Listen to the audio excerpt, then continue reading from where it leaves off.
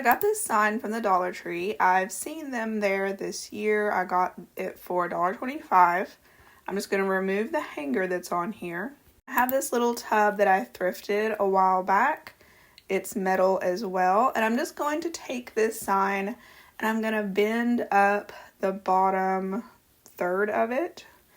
And just try to get that as straight of a bend as I can. I'm making a little planter and I want it to be able to hang it up on a wall if I wanted to. And since there was already a hole for a hanger on the other side there, once I've turned it vertical, I went ahead and punched a hole on the other side to match it. And I also punched 2 holes in my little metal tub here. I marked where those holes are on the metal sign and I punched holes there as well. I could just use a generous amount of glue and glue this little metal tub to the bent part of the sign, but I'm going to do some extra. I will be gluing it, but I want to do some extra reinforcement here by taking 2 zip ties, and then I'm going to send 1 zip tie through the hole there and then attach another zip tie. And because the head of that zip tie is larger than the hole, I'll pull that tight and that will secure that, attaching that tub to that sign.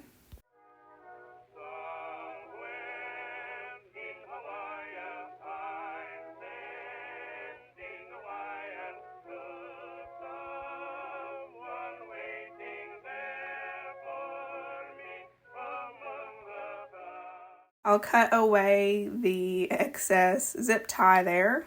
And I am going to put some E6000 down inside where the tub and the little sign meet. And then I'll put some heavy items in there so that that will glue fairly tightly together.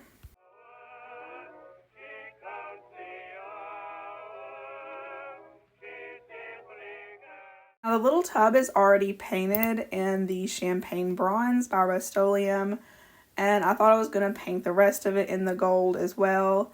And I ended up liking that okay. It looked alright, but I wanted it to look a little more springy. So I'm going to paint the whole thing in this alfalfa green by Folk Art.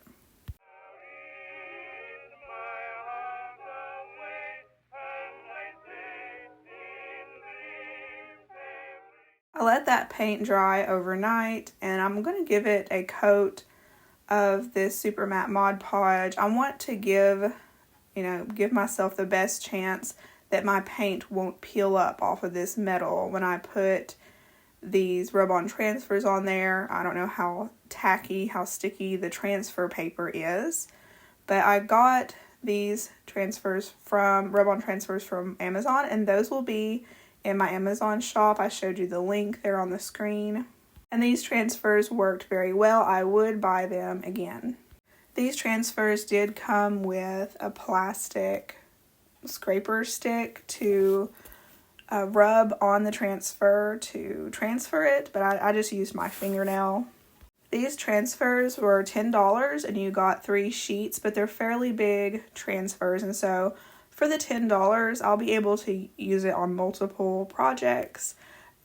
So, it was only probably $2 for this one transfer, maybe even less. I didn't really do the math there, but it only adds a couple bucks to your project and it makes a big difference.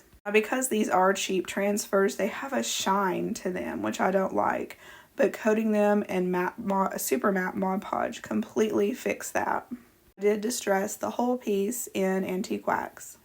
I did create this to be a planter to plant some plants in, but I didn't punch holes in the bottom of the tub. You absolutely could, so you can just put the dirt right into the tub and you'll have those drainage holes to grow some plants in.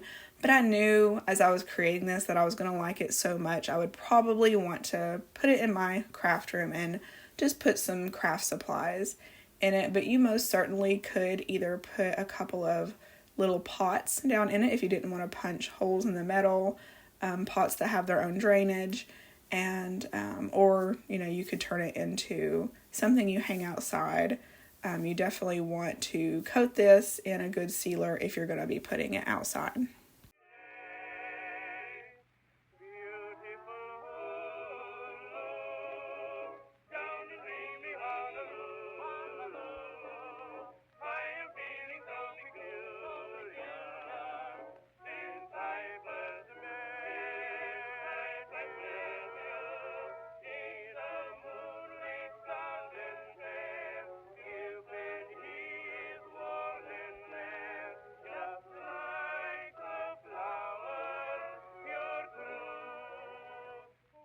This is just a quick reminder that if you like this video, give it a thumbs up and subscribe if you haven't already. That way you don't miss any future videos. And hit that hype button if you really like these crafts. Those are free ways to help out my channel and they are greatly appreciated. I bought this, it's called a brownie pan, from the Dollar Tree the other day. And it's not a 9x13, it's more like a 7x11, but it was $1.25. Most of the items at my Dollar Tree are still either $1.25 or $1.50. I'm also going to be using some square dowels, and I'm going to use these out of this little easel kit from the Dollar Tree. And I'll also be using a couple of, they might be called Super Jumbo. They're the really big craft sticks that you can buy at Walmart. I'm going to go around the outside of this pan with truffle chalk paint, and then I'll go over that with English Ivy Green. I've got this 8x10 print here that I had printed at Walgreens. I showed the artist's name there and the name of the piece of art. It fit perfectly in this pan vertically, but I had to cut it down. I had to cut off the sides until it fit in the bottom of this pan. Also took a corner rounder because the corners were rounded inside of this pan. I rounded off the corners. And I'm just going to Mod Podge this down in the bottom here. Took two of those dowels and I cut them down to fit inside of my pan. And those are just going to be my little shelf supports. And this shelf is going to be made out of this craft stick. I'm taking the dowels that I cut down and using that to see where I'm going to cut the craft stick. And I did cut those at 75-degree angles because the inside of my pan is slanted. And so I just use my miter shears. You can find those miter shears in my Amazon shop as well. The link to that is always in my description box, as well as my information on my channel. I used a couple of clothespins to just use as spacers so that I could space these out fairly evenly, but you just want to think about what you're going to be putting on these little shelves if you recreated this. If I would have made them a little further apart, I could have it would have been a good little shelving unit for bottles of paint.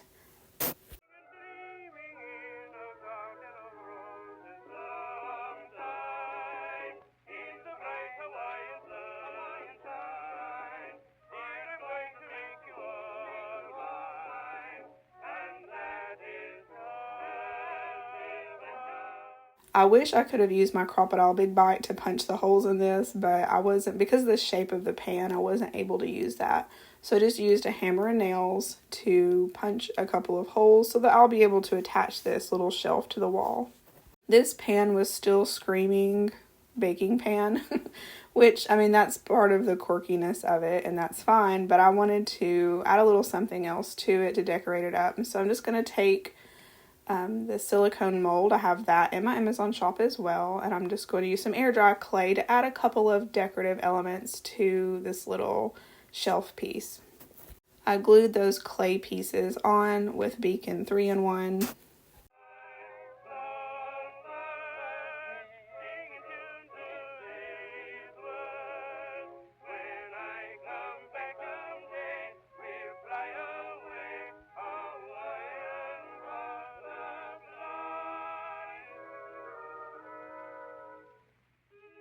This print, it still had a lot of a shine. You can see the light reflecting off of it because it's a gloss print.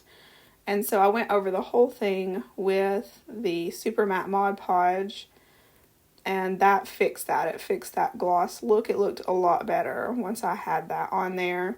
And I'd already sort of attached it to the wall to take photos of it. And then I realized I wanted to add some highlights. So I'm just taking this European Gold Rub and Buff and going along the edges and those clay pieces. I don't have this piece hammered completely. I don't have those nails hammered completely into the wall because I knew I wasn't going to leave it here. I was just putting it up here temporarily to take pictures of it.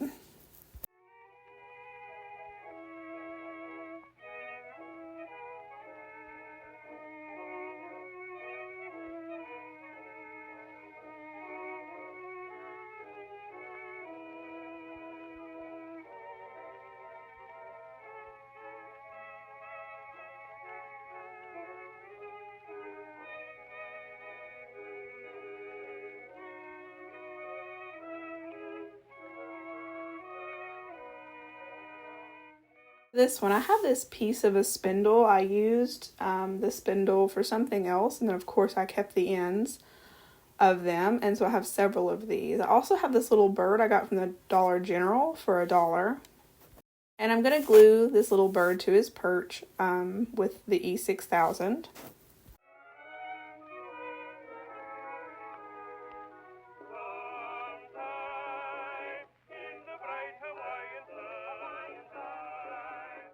I'm taking some air dry clay and I'm going to add a decorative piece to some trim to the bottom of that spindle. I put a little bit of cornstarch in the molds just to give myself a better chance of that mold releasing that clay easily.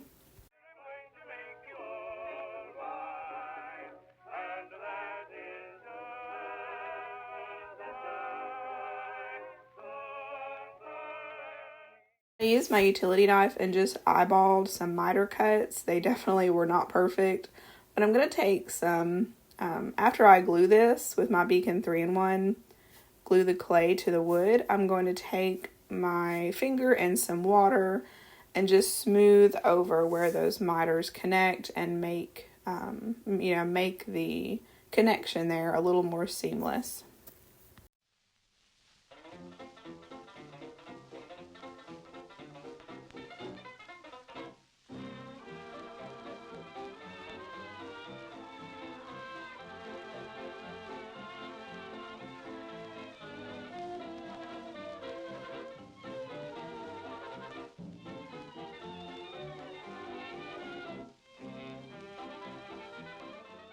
And I painted the whole thing in Cashew Chalk Paint by Waverly.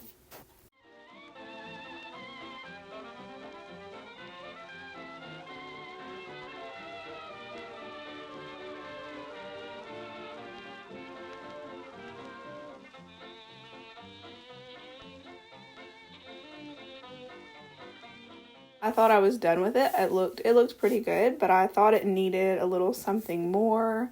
It was a little too plain. I don't know. You'll have to tell me in the comments what you think. I think it might have looked better before I added the extra decoration here, but I have this twisted paper twine. You can find that on Amazon. I've seen it on there before.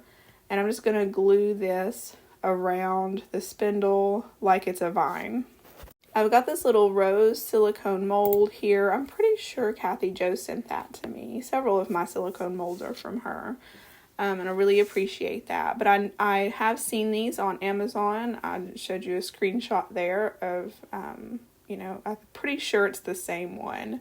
But I was going to use some hot glue on this. And I did tap that mold on the top of the table there to try to get that hot glue to sink down into the little crevices. I don't know if that helped or not, but in my head, I thought that would help.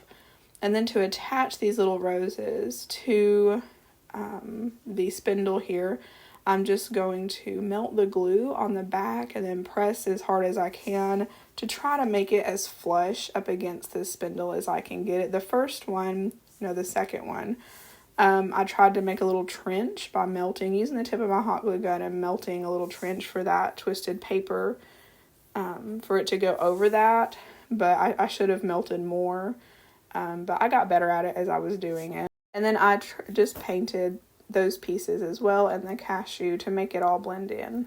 And of course this is always optional, but I did distress it with some antique wax.